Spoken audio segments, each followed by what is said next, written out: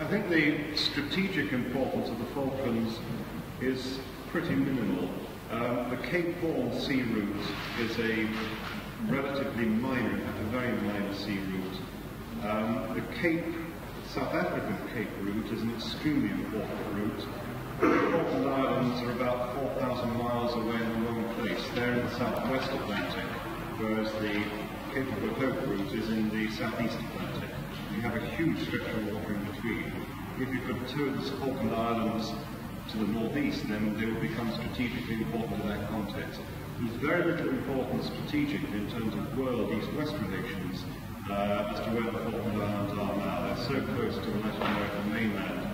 If indeed you could consider any strategic importance in the east-west context, then what would be crucial would be to get a peaceful settlement in Argentina. Because if you are saying that they are strategically important, then what you don't want is to be in conflict with your immediate neighbour. As far as Antarctica is concerned, one could certainly say that the Falklands are important as a kind of jumping-off area for the Antarctic. I think the really crucial thing about the Antarctic is it is that rarity on the globe. It is a non-militarized zone. Long may it remain so. I mean, HMS Endurance, if it goes on ice patrol below a certain latitude, actually shrouds its guns because it is into a non-military area. And there has been a remarkable level of cooperation among many countries in terms of the exploration of Antarctica. There are conflicts as well over the territories, but those have not in any way yet resorted to military conflict. I think what is important is to avoid the military conflict which we've had in the South Atlantic spilling over into Antarctica. In my view, that makes it even more important to get some sort of agreement. Can I quickly come in there? I think Helen was right when she suggested the Falklands do have a strategic importance. Given the way countries disregard treaties when their own financial gains come into importance, I would suggest that upon the discovery of mineral wealth and oil in the Antarctic regions, there will be an all-out bonanza. There will be oil fields and there will be exploitation on a scale I don't think we've seen before. So the Falkland Islands will then become, as Paul suggested, a jumping off point for the Antarctic region, and I think that's something we have to consider for the future. May I ask one more point on that? Is it a fact that the United States already has some force or other on the airfield which has been built there? I heard that just recently in connection with their attitude to South American states.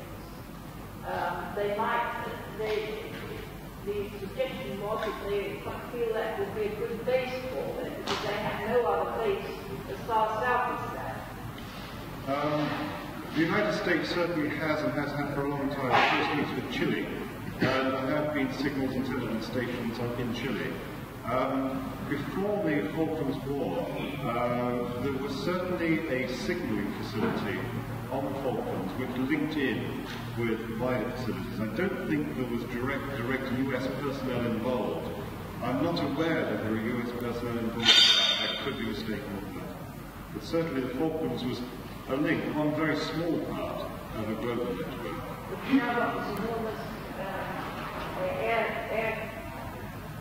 The signals intelligence facilities may well have been built up. I'm not aware of any direct US personnel stationed there, but I could be wrong.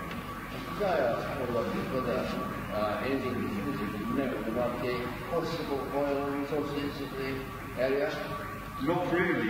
It is one of the lesser sedimentary deposits, the area between the islands and the mainland. There is a belief that there could be quite reasonable oil reserves which might be exploitable, if not with present technology, maybe with future technology. One, I think, of the problems here, and you see it a little bit in the dispute over the fisheries, is the very fact that you have a continuing, quite grievous dispute between Britain and Argentina actually makes the safe exploitation of the resources much more difficult. And you've had something of a free-for-all on the fishery side, and you're unlikely to get investment in development of oil reserves as long as the present conflict continues. The major companies are unlikely to invest in offshore exploration and development while you have this conflict continuing. So once again you have the paradox is that the exploitation of the reserves of the southwest Atlantic are to a large extent conditional on getting a settlement of the present dispute.